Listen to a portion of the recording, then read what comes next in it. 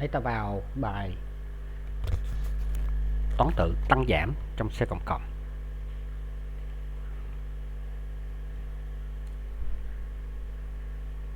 Đây là cái phép toán chỉ có trong C cộng cộng. Đặc thù của nó nên người ta lấy nó là gọi là lập trình C cộng cộng luôn. Bây giờ ta coi, ta khai với x rồi gán bằng 5. Sao x ra? Bạn thấy x bằng 5. Nếu bây giờ ta lấy x bằng x cộng 1 khi chạy ra chắc chắn thì nó là bằng kết quả bằng 6. Bạn thấy chưa? Kết quả bằng 6.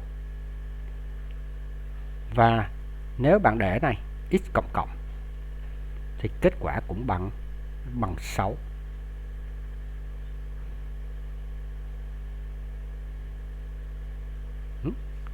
Mà bạn để này cộng x nó cũng bằng 6.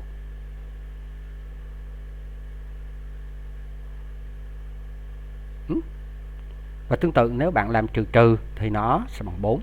Vậy thôi. Như vậy thì ba cái toán tử này nó khác nhau cái gì?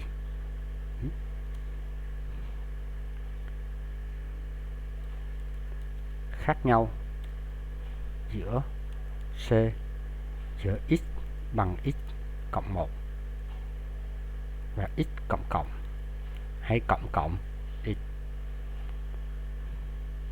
Nếu ta đem để tăng đơn giản như vậy thì nó không có gì thay đổi hết. Nhưng khi bạn thấy đem gán nó thì có vấn đề. Bây giờ bạn khác nha. Bây giờ là coi x bằng x cộng 1, sau đó ta gán y, lấy x gán cho y. Như vậy thì khi xuất x xong x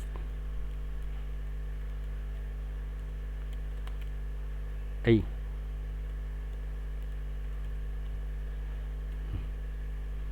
lúc này bạn thấy x tăng 1 là 6, như vậy là x6 y6 gán cho y6. Rồi bây giờ bạn thấy nè,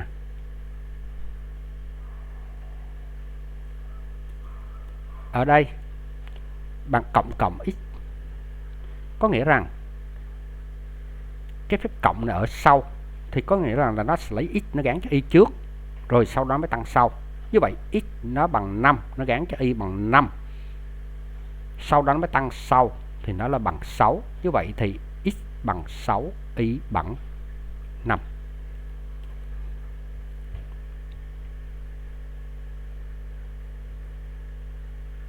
X bằng 6 này nữa.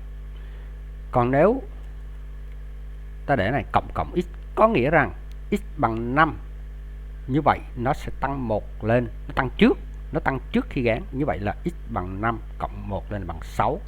Như vậy nên bằng 6 xong nó gán y bằng 6. Như vậy xuất x y ra nó kết quả bằng 6.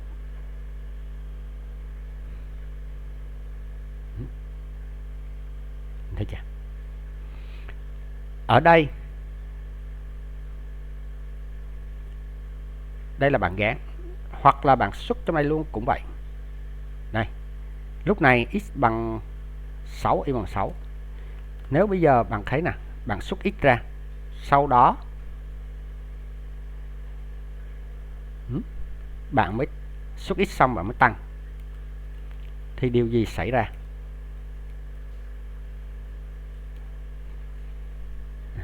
X tăng sau. Đến đây là x bằng 6 rồi. Nó tăng sau thì khi bạn xuất x chỗ này thì nó bằng 6, sau đó nó tăng 1 lên đây là bằng 7.